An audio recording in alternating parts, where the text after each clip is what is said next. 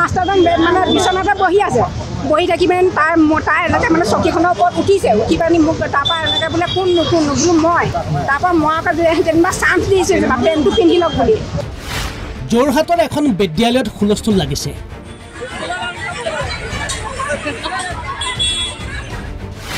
বিদ্যালয়খনত ৰাইজে ভিৰ কৰিছে।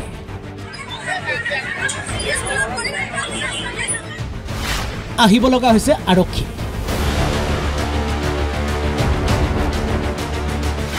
আৰক্ষীয়ে এজনক লৈ গৈছে। লোকজন এজন শিক্ষক, মূৰত হেলমেট পিন্ধি আৰক্ষীৰ সৈতে গৈছে শিক্ষকজন।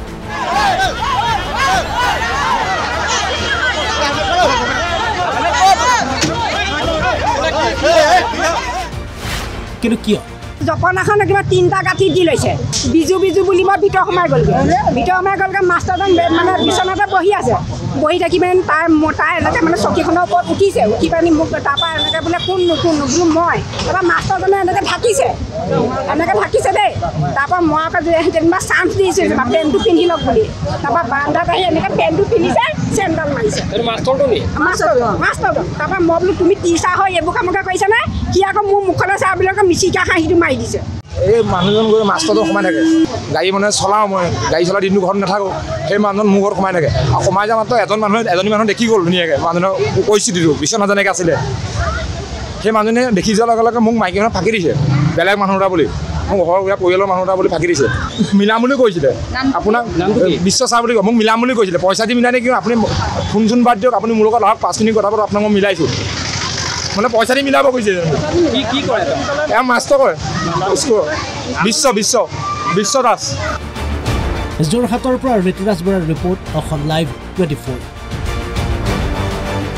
জপনাখন কিবা 3টা গাঁঠি দি লৈছে বিজু বুলি মই ভিতৰ সোমাই গ'লগৈ মাষ্টাৰজন মানে বিচনাতে বহি আছে বহি থাকি মানে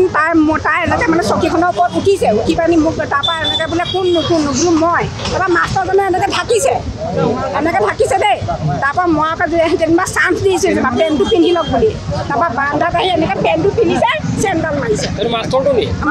মাষ্টাৰজন তাৰপৰা মই বোলো তুমি টিচাৰ হয় এইবোৰ কামকে কৰিছানে সি আকৌ মোৰ মুখলৈ চাই বুলি মিচিকা হাঁহিটো মাৰি দিছে।